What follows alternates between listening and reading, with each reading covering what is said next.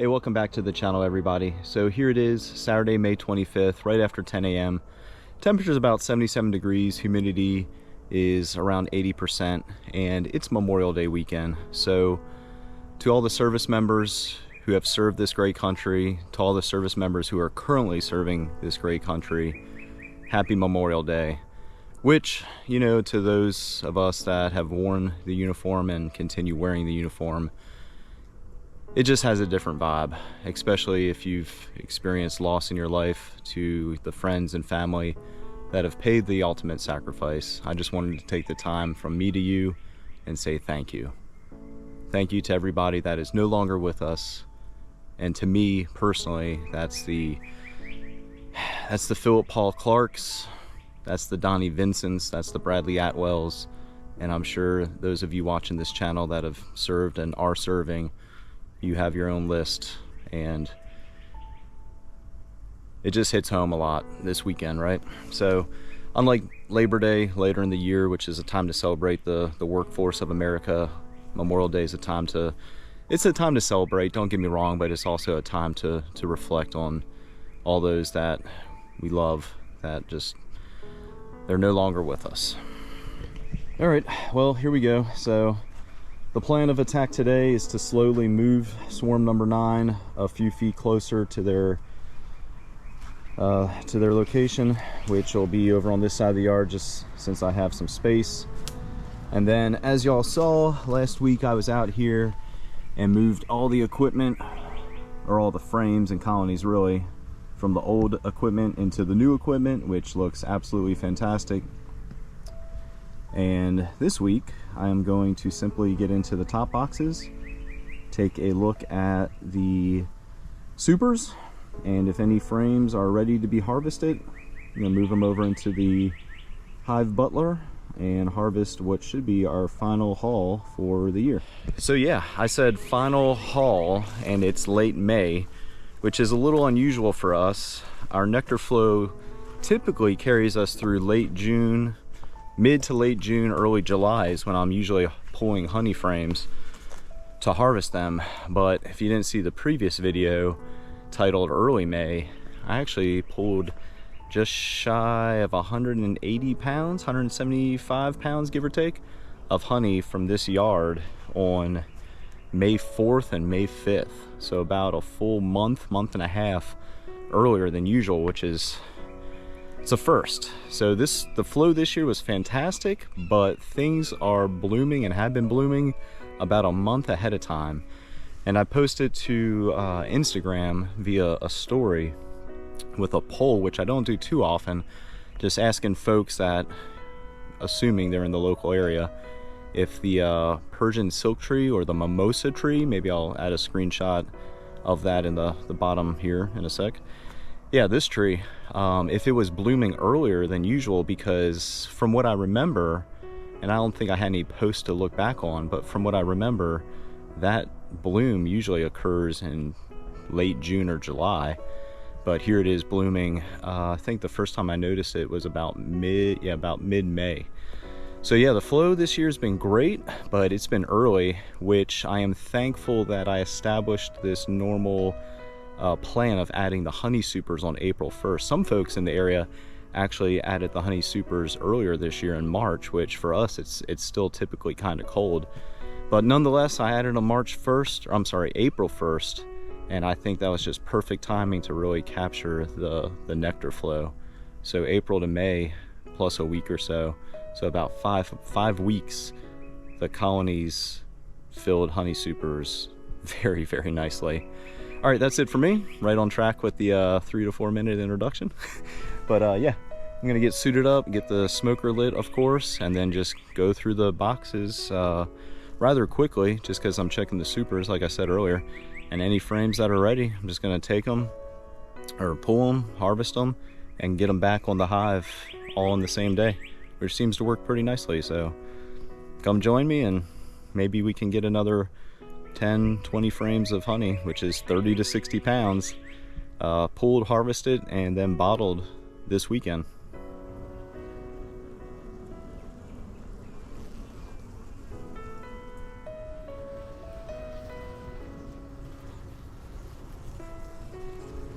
All right, quick look at hive number 2. This is frame number 5, which I'd say that's about 80%. That's the only frame they have actually, so I'm gonna just close them up, and I think I'm just gonna circle back to them. I'll mark them with a brick or something, but I don't want to pull one frame and that's the only frame out of all the hives, which I doubt, but you know, just in case, I'll come back to them later. All right, quick look at hive number 11. So this was one of the first swarms I caught this year. So no kidding, swarm, added a super, let them go completely free between the 2 boxes, and then added a queen excluder within the last week or so.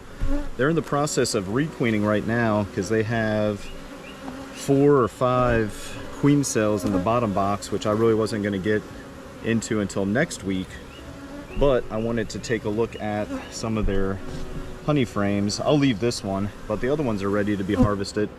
So I guess I'll do that today. Yeah, I got about 5.5, 6 frames from this one. So with that said, I'll go back and grab the 1 frame from number 2. That'll fill 7 of the 10 to 12 spots in the hive butler, and then just go through the rest of the hives until I get the hive butler full, and I'll go spin that. And like I said earlier, I'll get the frames back in the hives within a few hours. All right, down here at number 4. So is it this frame? Yeah, I'm gonna leave this frame for them, and the previous one still has some work to do, but the next frame, which is what, 10, 9, 8, the 7th frame, that's good to go. So I'm gonna pull this one, and the next frame is about a half a frame's worth, so about 1.5 out of number 4. This is that half frame I was talking about. Very nice. They just didn't do anything with the other side for some reason. So, all right, that'll do it for now. I'll get these frames extracted and back into the hives in a few hours, or maybe even less than an hour, really, and then finish up with the rest of the colonies today. All right, I actually had room for 1 more frame, so I kept going. I'm down here at 15, which you saw was marked with a brick, and I marked them with a brick in that manner because during one of the last inspections, that was a reminder for myself that they had quite a few frames that should be ready to be pulled in the next few weeks. So here we are, about 2 weeks later, and it's time to see what they've been up to. Looks like they're still working on some stuff, but let's see. This looks like a shallow as well, and okay, well, this is kind of weird. I'm not really sure why I marked it with a brick like that, unless it was something to do with a queen, because they have decent brood up here. They have a queen excluder. Maybe it's the next frame. Maybe they had 1 frame or something that I was wanting to give some more time to. And it's not that one, because that one's still coming along on this side. All right, well, that's pretty confusing. Not really sure why I marked them with a brick, honestly. Okay, let me check the next one, see if I can fill this last frame slot in the hive butler and get to extracting today. Down here at the next hive, number 6, and I'm thinking I put the brick on the wrong one. So all that empty space is completely bone dry. So I'll pull this frame, and just to show you real quick while the camera's rolling, it looks like the next frame, and the next frame actually. Yeah, I think I just put the brick on the wrong hive. So there's the next frame too. So number 6 has at least 3, maybe 4 frames to pull. I'll do that and start spinning some honey here in a second.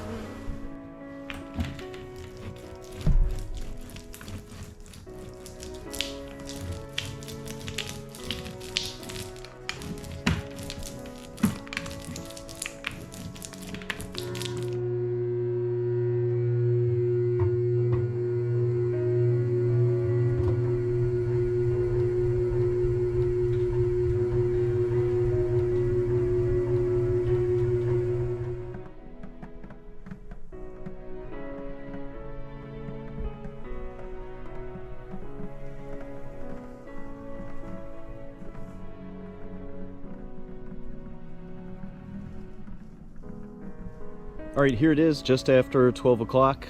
Back out here in the yard to get the hives added, or re-added.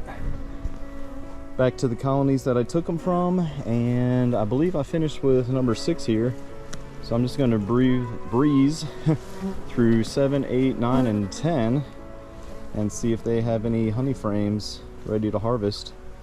And that'll be it for today.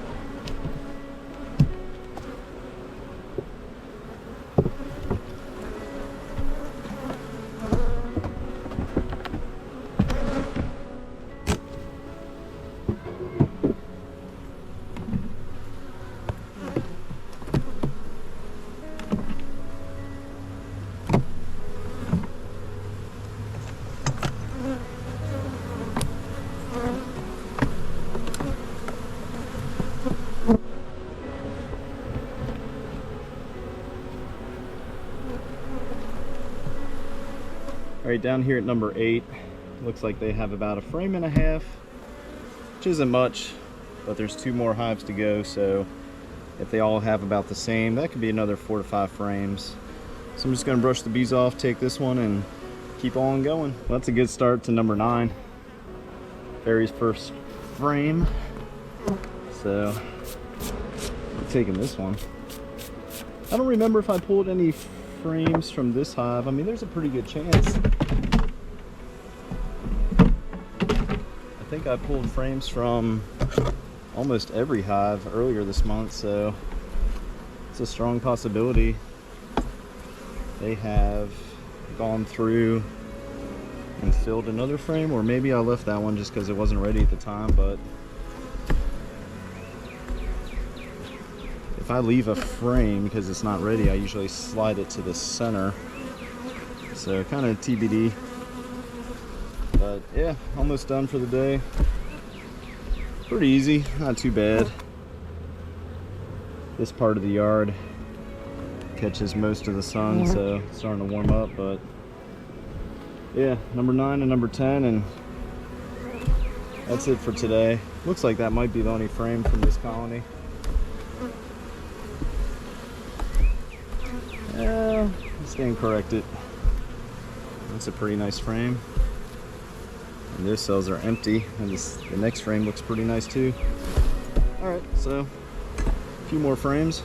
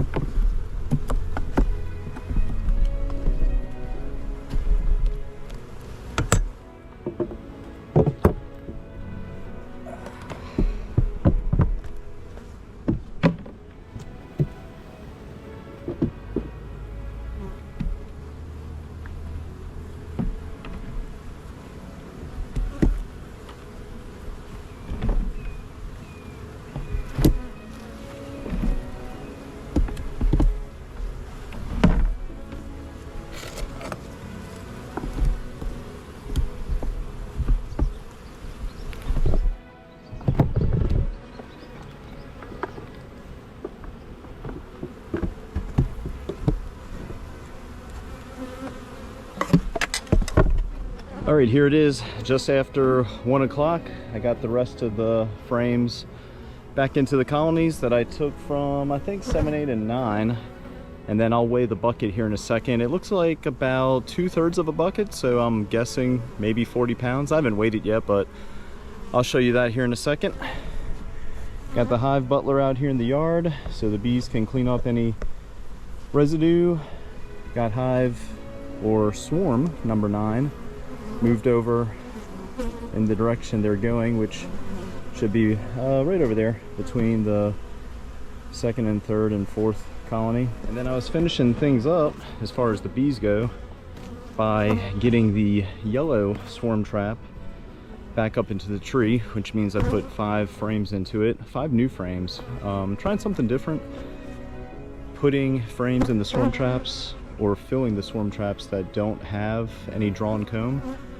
Baited them, and no kidding, I did this less than 5 minutes ago, and check this out. For some reason, this is like the hottest swarm hive or swarm trap location. This was the same thing that happened last time, which turned out to be catching swarm number 9. As soon as I put this trap up, within minutes, the front entrance had a ton of activity, and no kidding, within a day or two, a swarm moved in. So just something to keep an eye on. I checked out the other swarm traps on the way out to the yard today, and they don't have any activity on them at all. And then one last thought, I think I said this in the previous video, that has 5 medium frames in it, so I'll probably grab 5 deep frames later today and get the right size frames into the swarm traps. I mean, the bees will make do with anything, but it is kind of an odd coincidence to me, at least, that that is the only trap that has 5 medium frames, and then considering that location's been pretty hot too, it hasn't really had any activity. So I think that has something to do with it. It would be interesting to swap those medium frames out with deep frames, and then all of a sudden there's activity on that swarm trap. But yeah, no kidding, that is something on the Yoa trap. I'm gonna keep an eye on them, like I said, throughout the weekend and into the weekend. If I catch another swarm, I mean, the more the merrier at this point, because I have equipment to accommodate quite a few swarms. So let's do it. Let's do a quick drive-by just to show you some hive entrances. I think that's 16 down there at the very end.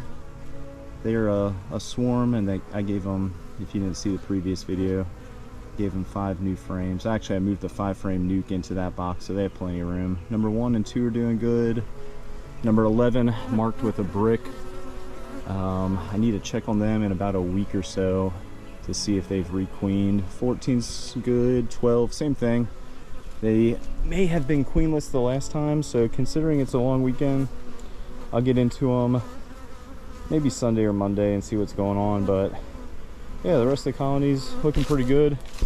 There's been some moderate bearding in the late afternoon given the temperatures, but considering I'm not going to pull any more honey from the colonies, I think starting June 1st, just to make things easy, I'm going to start treating the colonies with oxalic acid. So for June, since that'll be the first treatment since I think March, I'm going to treat them every 5 days for 3 or 4 times. So 3 to 4 weeks, I guess, or 3 weeks out of June, and then start treating them on a monthly basis all the way through the fall. I did that last year, and I said it many videos ago, I think that is the #1 contributing factor to why I had so many colonies over winter successfully, was just creating a very thorough varroa mite treatment program. And again, thanks to the InstaVap, super handy tool.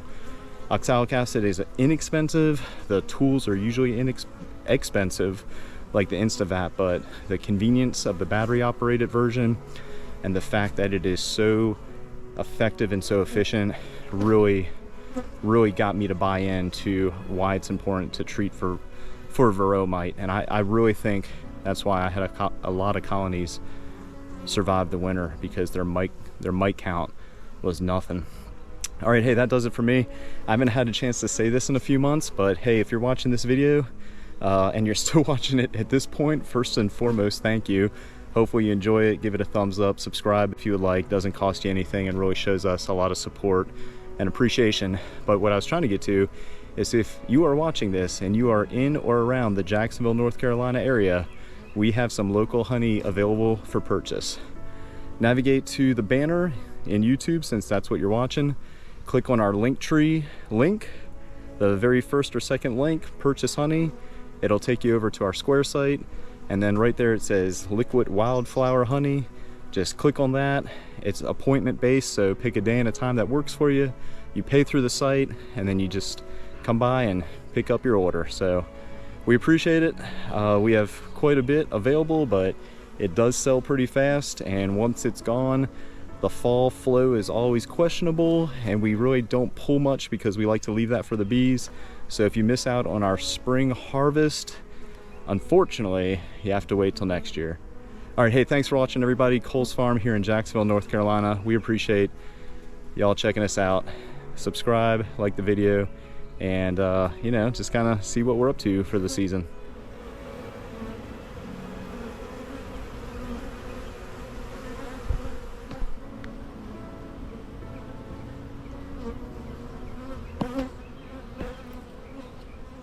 All right, just a quick look at the extraction equipment. Just set this out and the bees are all over it. I'm gonna set a timer for 1 hour to show you what this possibly could look like, but considering there's this many bees on it already, I imagine in an hour from now it's gonna be a little crazy. Unlike last time, which the bees definitely did not get on the equipment to clean it up, and I suspect that's because the flow was still pretty strong, but considering there's this many bees now, it's a good sign that the flow is over or really coming to an end. And one final thought is, I kind of spoke a little early, so there wasn't any activity on the swarm traps about 2 hours ago when I started getting into the hives, and I don't know if it's because I just set the equipment out and the bees are checking out the blue trap. But let's go take a look at the other trap, because there's some activity on that as well. And that other trap is right down on the end of the yard here, which I've never really measured it, but maybe 100 feet. So just like the yellow trap, something to keep an eye on. But yeah, no kidding. Definitely a pretty big uptick in swarm trap activity, which is great. Because if I can catch some swarms, I'll feed them through the fall, and I can just hope for the best, but I'll do everything I can to get them healthy so they can survive the winter. All right, let's see.